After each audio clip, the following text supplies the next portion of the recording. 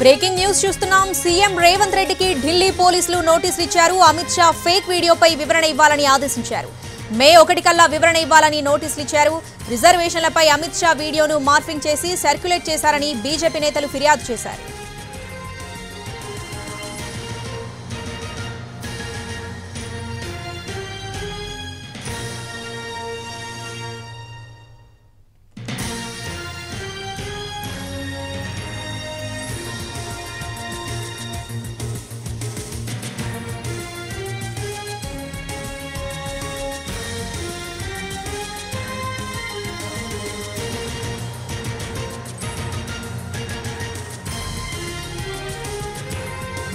CM Revanth రెడ్డికి ఢిల్లీ పోలీసులు నోటీసులు ఇచ్చారు. అమిత్ షా ఫేక్ వీడియోపై వివరణ ఇవ్వాలని ఆదేశించారు. మే 1 కల్లా వివరణ ఇవ్వాలని నోటీసులు ఇచ్చారు. రిజర్వేషన్లపై అమిత్ షా వీడియోను మార్ఫింగ్ చేసి సర్క్యులేట్ చేశారని బీజేపీ నేతలు ఫిర్యాదు చేశారు.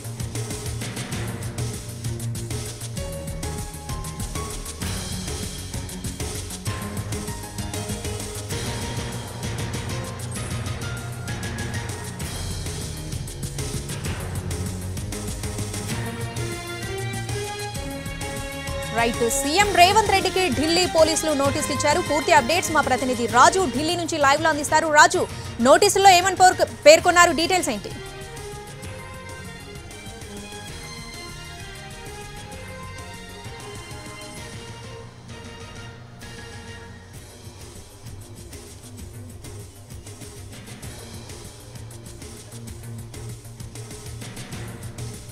బ్రేకింగ్ న్యూస్ చూస్తున్నాం. సీఎం రేవంత్ రెడ్డికి ఢిల్లీ పోలీసులు నోటీసులు ఇచ్చారు. అమిత్ షా ఫేక్ వీడియోపై వివరణ ఇవ్వాలని ఆదేశించారు. మే 1 కల్లా వివరణ ఇవ్వాలని నోటీసులు ఇచ్చారు. రిజర్వేషన్లపై అమిత్ షా వీడియోను మార్ఫింగ్ చేసి సర్క్యులేట్ చేశారని బీజేపీ నేతలు ఫిర్యాదు చేశారు. దీంతో ఢిల్లీ పోలీసులు సీఎం రేవంత్ రెడ్డికి నోటీసులు ఇచ్చారు.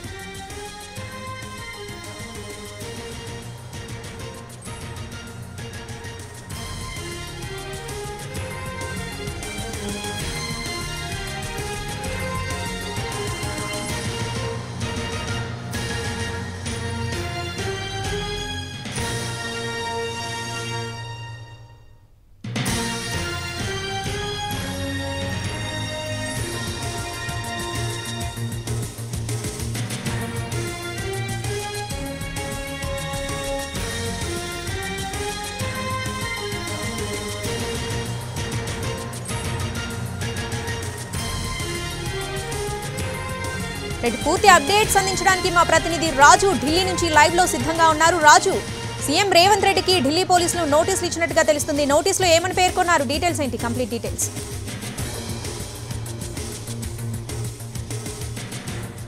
రావుని కేంద్ర హోంశాఖ మంత్రి అమిత్ షాకు సంబంధించినటువంటి ఫేక్ వీడియో ఇప్పుడు గత 2 రోజులుగా దేశవ్యాప్తంగా కూడా పెద్ద ఎత్తున ట్రోల్ అవుతుంది. వాస్తవానికి ఈ ఫేక్ వీడియోకు సంబంధించినటువంటి అంశంలో అంటే ఏదైతే రిజర్వేషన్లకు సంబంధించి ముఖ్యంగా ఎస్సీ ఎస్టీ బీసీల రిజర్వేషన్లు ఏవైతే ఉన్నాయో ఈ రిజర్వేషన్లను మేము 3వ అధికారంలోకి వస్తే ఖచ్చితంగా తొలగిస్తామంటూ ఒక వీడియో కనిపిస్తుంది. సో దాన్ని ఫేక్ అని చెప్తున్నారు. కానీ ఒరిజినల్ గా ఏదైతే తను మాట్లాడినటువంటి దాంట్లో తెలంగాణలో కావచ్చు, ఆంధ్రప్రదేశ్లో కావచ్చు, ప్రస్తుతం ముస్లింలకు ఏదైతే 4% రిజర్వేషన్లు ఇస్తున్నారో ఆ రిజర్వేషన్లను మాత్రం ఎత్తివేస్తామనే విధంగా అమిత్ షా మాట్లాడారు. సో దాన్ని కావాలనే ఈ విధంగానైతే డీ ఫేక్ ద్వారా దాన్ని మొత్తం కూడా మార్పింగ్ చేసి ట్రోల్ చేస్తున్నారు. అయితే ఈ ట్రోలింగ్ లో ప్రధాన కీలక పాత్ర పోషిస్తుందంతా కూడా కాంగ్రెస్ అనేది ఇప్పుడు ఆరోపణగా కనిపిస్తుంది. సో దానికి అనుగుణంగానే దేశవ్యాప్తంగా కూడా పెద్ద ఎత్తున ఇప్పటికే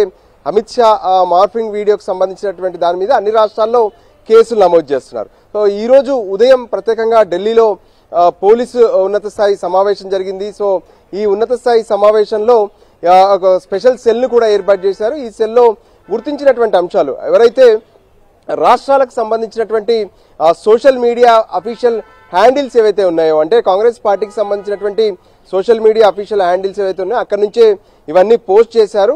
సో దానికి అనుగుణంగానే ముఖ్యంగా జార్ఖండ్ నుంచి కావచ్చు, మరోపక్క తెలంగాణ నుంచి కూడా ఈ వీడియోను పోస్ట్ చేశారు అంటూ పోలీసులు గుర్తించారు. ఇంకా దీనికి సంబంధించినటువంటి దర్యాప్తు కొనసాగుతూనే ఉంది. సో దానికి అనుగుణంగానే ఇప్పుడు తెలంగాణ సోషల్ మీడియా ఏదైతే తెలంగాణ కాంగ్రెస్ కి సంబంధించినటువంటి అఫీషియల్ సోషల్ హ్యాండిల్ ఏదైతే ఉందో దాని నుంచే ఈ వీడియోను పోస్ట్ చేశారంటూ పోలీసులు ఢిల్లీ పోలీసులు గుర్తించామన్నారు. దానికి అనుగుణంగానే అటు రాష్ట్ర పిసిసి అధ్యక్షుడిగా ముఖ్యమంత్రిగా కూడా రేవంత్ రెడ్డి ఉన్నారు. సో పిసిసి అధ్యక్షుడిగా ఉన్నటువంటి రేవంత్ రెడ్డికి నోటీసులు పంపించినట్టుగా తెలుస్తుంది. దీంట్లో మే 1వ తేదీన తమ ముందు హాజరు కావాలనే విషయాన్ని కూడా వాళ్ళు స్పష్టం చేశారు. అంటే ప్రధానంగా ఏదైతే మార్ఫింగ్ చేసినటువంటి వీడియోను ఎందుకు చేశారు, ఏంటి, దీని వెనక ఉన్నటువంటి కుట్ర ఏంటి అనే అంశాలపైన వాళ్ళు వివరణ కోరుతున్నట్టుగా తెలుస్తుంది. సో దానికి సంబంధించినటువంటి విషయాన్నే నోటీసులో పేర్కొన్నారు. సో దీనికి సంబంధించి ఇంకా అఫీషియల్ గా మాత్రం కాంగ్రెస్ నుంచి ఇంకా ఎటువంటి కామెంట్ అయితే రాలేదు.